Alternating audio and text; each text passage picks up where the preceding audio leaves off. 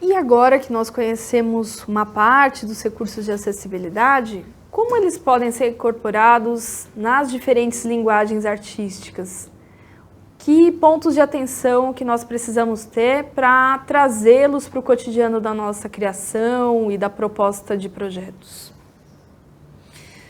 Nas artes cênicas, dança, teatro, circo, é muito importante levar em consideração todos os agentes, todas as pessoas que vão estar atuando para que esse espetáculo aconteça. E o quanto antes trazer as pessoas com deficiência para o diálogo com direção, com elenco, com produção, todos os envolvidos para acontecer esse espetáculo. Também é importante trazer e pensar os intérpretes de Libras, audiodescritores, na condução desse formato de acessibilidade. O que se imagina para a acessibilidade daquele espetáculo? O que ele vai contemplar? De que modo você pode constituir a tradução em Libras vinculada àquela poética? Hoje há pesquisas muito interessantes no campo cênico que trazem o intérprete de Libras para a poética do espetáculo. Ora como contra-regras, ora como parte do espetáculo que é disponível para todos, pessoas com e sem deficiência. Audiodescrição, o que vai ser destacado ali? O que é importante que esse audiodescritor traduza para o público? Todos esses elementos são fundamentais para que a gente tenha uma acessibilidade com qualidade para o público final. Do contrário, a acessibilidade pode dar uma sensação de ser um ruído e nós não queremos isso. É fundamental que o desenho de acessibilidade caminhe junto com o interesse poético daquela obra, daquele espetáculo, daquela apresentação musical, daquela apresentação de circo. E é muito importante que a gente tenha isso também, por exemplo, para as linguagens como música, literatura. Identifiquei que tenho um setlist, uma lista de diferentes canções. Como é que isso é traduzido na Libras? Qual é o intérprete de Libras mais adequado para fazer esse trabalho nesse projeto? Quando a gente está fazendo uma tradução poética, é muito importante que esse intérprete de Libras também seja do campo artístico. Conheça e compreenda a diversidade de linguagens dentro da arte. Então, também é fundamental que esse intérprete possa ter o vocabulário, a expressão corporal compatível com aquela tradução. Do contrário, é muito complicado quando você não encontra a pessoa surda, tem uma expectativa de ter uma fruição semelhante à nossa com relação a esse produto cultural. Então, é importante também que o profissional que está fazendo essa tradução consiga estar vinculado e coerente com aquela proposta. No campo das artes visuais, também é fundamental, e aí vamos utilizar como objeto de exemplo as exposições. É fundamental que nós tenhamos uma curadoria de acessibilidade. Como funciona isso? Eu tenho uma exposição com 100 obras. Eu posso escolher algumas obras significativas daquele acervo e buscar uma acessibilidade que seja feita com qualidade. O que eu preciso ofertar para que a pessoa com deficiência tenha um acesso? É essencial que você tenha um educativo, então pessoas que também façam essa ponte, essa apresentação dos recursos, essa possibilidade de diálogo com as pessoas com deficiência. E também outros recursos materiais que são relevantes, como os recursos táteis que nós já vimos, a acessibilidade física desse espaço, a audiodescrição, a Libras, que pode vir em um formato de videolibras, para que essa pessoa consiga ter acesso ao conteúdo daquela exposição, entre outros recursos que vão apoiar o entendimento e a compreensão sobre aquela obra, aquele artista, aquela condição histórica, sócio-histórica em que aquela apresentação, aquela exposição acontece. Cinema. Quando a gente pensa numa experiência no cinema, também é fundamental que a gente leve em consideração a cadeia relacionada à exibição de um filme. Então, estou pensando em uma curadoria de cinema acessível, posso identificar quais são os títulos que já têm acessibilidade na distribuidora, posso pensar em uma curadoria que tenha essa distribuição dos recursos e de que maneira esses recursos estão na curadoria. Então, eu tenho a Libras, a audiodescrição, a legendagem, há títulos que têm essas 3 camadas. Então, isso também é um critério para que você possa escolher e utilizar esses materiais. Quando da exibição, é importante você ter isso bem comunicado para o público, inclusive o público sem deficiência, porque ele vai ficar sabendo que aquela sessão tem aquele recurso de partida. Hoje existem alguns aplicativos que também podem utilizar e fazer essa triangulação no celular, então a pessoa com deficiência utiliza na sua interface individual a camada de acessibilidade que ela precisa. Então, tem vários formatos, mas eles precisam ser testados e propostos e avaliados, principalmente, pelas pessoas com deficiência. Como funciona isso, né? Você pode convidar uma pessoa para uma sessão acessível e ela pode identificar se aquilo a atende, de que modo isso possa ser aprimorado. Então, ousar fazer acessibilidade, propor acessibilidade, pensando nessa fruição para que a gente consiga ir aprimorando essa oferta do recurso para a pessoa com deficiência. E aí a gente pode também pensar nesses hibridismos entre as linguagens. Então, vamos pensar numa performance. Como acessibilizar uma performance? É um desafio, mas a gente precisa imaginar como que uma pessoa com deficiência vai imaginar aquilo que eu estou vendo. Como uma pessoa com deficiência visual consegue acessar isso? Talvez seja o relato do próprio artista. Talvez seja uma audiodescrição.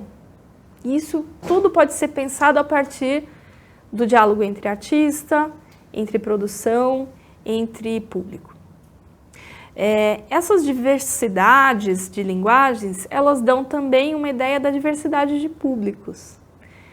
E é fundamental pensar que a arte, ela é um campo muito fértil para que a gente crie soluções que não necessitem de fórmulas, e para a acessibilidade isso é bem importante. Porque precisamos da contribuição dessas pessoas e desses arranjos que em cada linguagem a gente vai ter especificidades e também diferenças, né, metodológicas, e é importante que a gente se prepare para isso. Protagonismo de artistas e outros profissionais com deficiência nos projetos. Para que a gente possa acertar mais e ter soluções mais efetivas para as pessoas com deficiência, uma vez tendo a disponibilidade de oferta desses recursos, é muito importante que esse protagonismo de pessoas com deficiência esteja e acompanhe todo o projeto.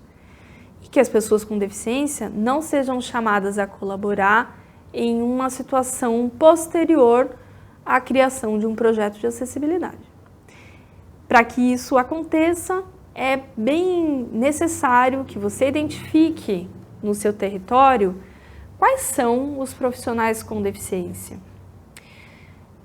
Quais são as atuações, de que maneira eles podem trazer elementos da sua experiência para a melhoria do seu projeto. Convidar essas pessoas para que elas conheçam o projeto, e aí desde sua concepção, e tragam sugestões sobre os recursos de acessibilidade presentes, adequação de formato, de comunicação, de materiais. E para saber isso, a gente precisa se relacionar com a pessoa com deficiência. É fundamental, e aí a gente volta lá, um pouco para trás, com relação à acessibilidade atitudinal. Então, convidá-las também vai trazer uma melhoria, uma construção coletiva importante para um projeto cultural. E aí, uma vez pensado esse projeto com a pessoa com deficiência, é experimentar essa proposta com os públicos, ajustar, se necessário, conforme a necessidade das pessoas envolvidas. Então, pensar em uma proposta de acessibilidade é fundamentalmente pensar em um processo que é coletivo e que várias pessoas vão estar participando dele, e que muitas vezes uma primeira ideia ela vai se transformar muito até o momento em que ela vire um espetáculo, vire uma exposição, uma exibição de um filme. Porque você vai estar o tempo todo em contato com diferentes maneiras de como as pessoas percebem o mundo. Então, pode ser que a sua primeira ideia se altere muito a partir desse diálogo com quem vai utilizar esse recurso, com quem vai ter essa experiência estética também.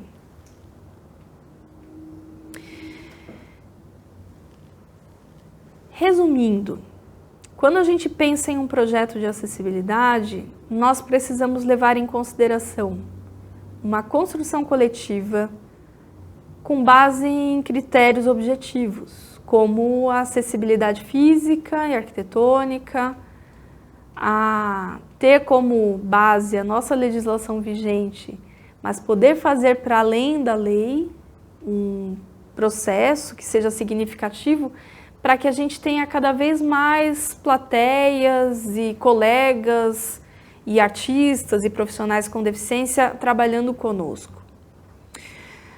A acessibilidade atitudinal, ela é um elemento fundamental, porque ela pode ser uma catraca social que impede que a pessoa com deficiência colabore e traga a sua potencialidade para o campo cultural. Também fundamental que a gente pense na comunicação, em uma comunicação que pode ser por áudio, que pode ser escrita de maneira mais simples, que ela pode ser uma comunicação digital. Posso utilizar as redes sociais como uma forma de convite para todos os públicos, mas eu preciso ser muito óbvio.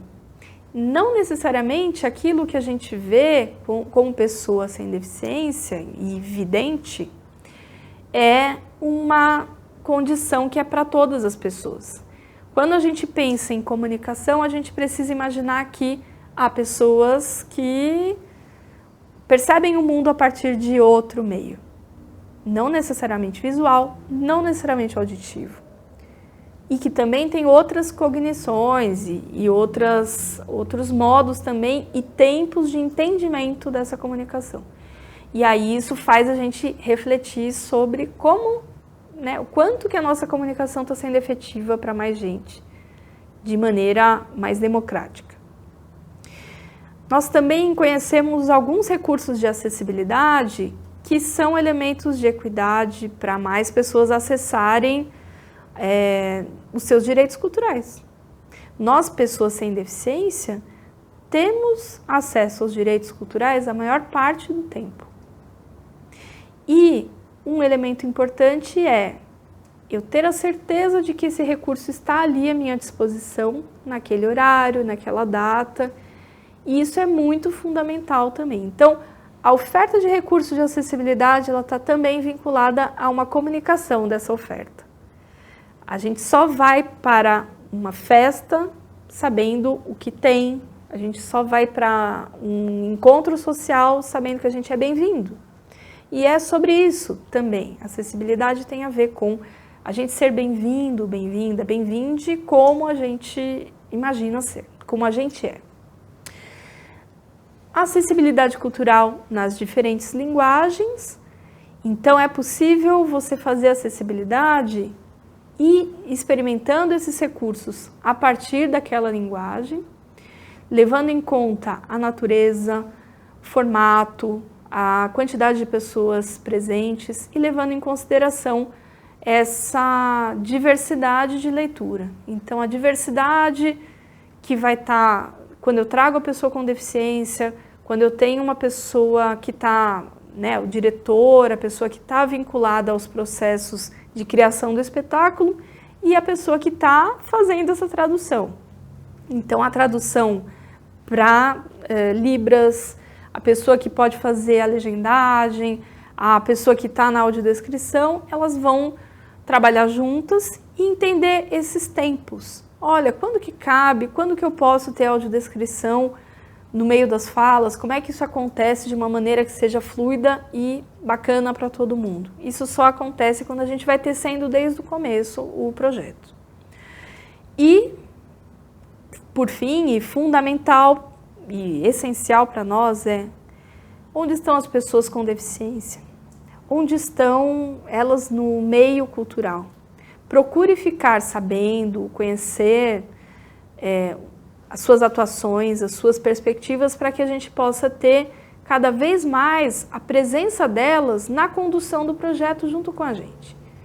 E aí elas vão trazer critérios, parâmetros, possibilidades que ainda não foram pensadas, porque aquilo diz respeito a como elas percebem o mundo, as experiências, e elas vão enriquecer esse projeto para muito mais gente. Isso se trata também de uma formação de público, né? Porque hoje as pessoas que estão participando de projetos, hoje elas vão formando o seu olhar, se formando para aquelas linguagens, e dali a pouco a gente tem mais públicos com deficiência, porque os públicos também vão se espelhar, eles vão olhar que você tem artistas com deficiência, eu me sinto representado, isso é importante.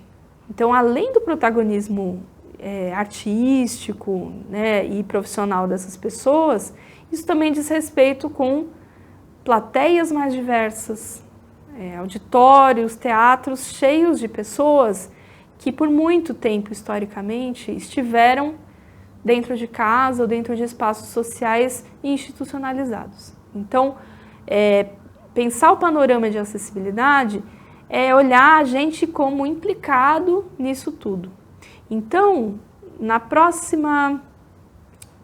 próximo projeto que você for iniciar, lembre de contemplar esses pontos e perceba também esse aprendizado e as possibilidades disso como um caminho e uma habilidade, um processo que vai fazer parte da sua vida profissional no campo da produção cultural, da gestão cultural daqui em diante.